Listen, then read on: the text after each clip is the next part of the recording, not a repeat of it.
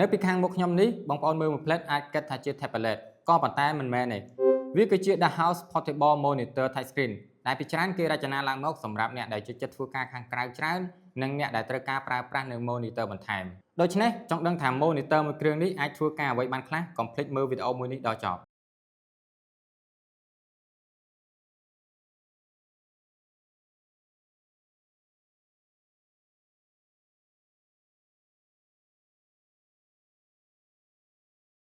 នេះគឺជា monitor ចល័តដ៏ឆ្លាតវៃបំផុតដែលវាអាចភ្ជាប់បានទាំងទូរស័ព្ទភ្ជាប់បានទាំង computer ភ្ជាប់បានទាំងកាមេរ៉ាភ្ជាប់បានទាំងដៃ game និងភ្ជាប់បានទាំងឧបករណ៍ផ្សេងៗផងដែរប៉ុន្តែប៉ុណ្ណោះបងប្អូនខ្ញុំអាចនិយាយបានថាចំពោះ monitor មួយគ្រឿងនេះគឺមានកម្រាស់ស្ដើងហើយនិងស្រាលដែលវាប្រព័ន្ធទៅនឹង tablet របស់បងប្អូនមួយគ្រឿងទៅហើយដោយយើងអាចងាយស្រួលក្នុងការយកទៅតាមខ្លួនសម្រាប់ធ្វើការនៅ office សម្រាប់ធ្វើការនៅហាងកាហ្វេនិយាយរួមគឺសម្រាប់ធ្វើការនៅខាងក្រៅឬក៏យើងអាចត្រឡប់មកធ្វើការនៅផ្ទះវិញគឺបានយ៉ាងល្អផងដែរជាមួយនឹងស៊ុមខាងក្រោយរបស់វាគឺស្រោបដោយដែកអាលូមីញ៉ុមគឺវាពិតជាស្រស់ស្អាតមែនទែនដូច្នេះហើយទើបគេហៅវាថាជា monitor ចល័តដ៏ឆ្លាតវៃហើយចំពោះនៅផ្នែកខាងស្ដាំនៃ portable monitor នេះគឺមានរុនដោតកាសមួយ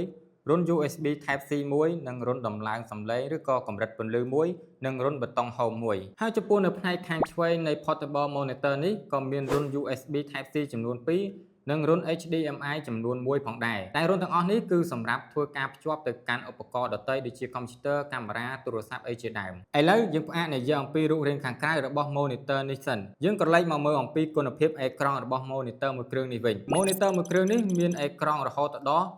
15.6 អ៊ីងដែលវាធំមែនទែនជាមួយនឹងគុណភាពអេក្រង់បង្ហាញចេញទៅ Full HD 1080រួមជាមួយនឹងល្បឿនអេក្រង់រហូតដល់ 60Hz ដែរនោះដោយលក្ខណៈប៉ុណ្ណេះខ្ញុំបានធ្វើការតេស្តរួចហើយវាអាចធ្វើការបង្ហាញគុណភាពអេក្រង់អំពីការមើលវីដេអូបានយ៉ាងល្អរួមជាមួយនឹងការធ្វើការងារផ្សេងៗទាក់ទងនឹងការងារ Office ទាក់ទងនឹង graphic ផ្សេងៗគឺវាបង្ហាញចេញមកបានយ៉ាងល្អផងដែរប៉ុន្តែប៉ុណ្ណោះវាក៏អាចប្រើជា touch screen បានទៀតផងសម្រាប់ការដំឡើងពន្លឺសម្រាប់ការ scope វីដេអូឬក៏ធ្វើអ្វីផ្សេងៗបានសរុបជារួមមកវិញនិយាយដល់ខ្លីគឺមាន monitor នេះមួយគ្រឿងគឺពិតជាចំណេញតែម្ដងដែលវាជួយបង្កើនផលិតភាពយើងបានល្អប្រសើរមែនទែនដោយបងប្អូនអាចសរសេរឯកសារនៅលើ screen មួយហើយអាចទៅស្វែងរកឬក៏ស្រាវជ្រាវនៅលើ screen មួយទៀតបានដោយយើងអាចធ្វើការច្រើនក្នុងពេលតែមួយបានតែម្ដងដូចជាខ្ញុំអ្នកធ្វើវីដេអូអញ្ចឹងគឺត្រូវការប្រើប្រាស់ monitor បន្ថែមដើម្បីងាយស្រួលក្នុងការធ្វើការដូចជាពេលកាត់វីដេអូបង្ហាញវីដេអូហ្នឹងគឺអាចបង្ហាញនៅលើ monitor ផ្សេងនេះបាន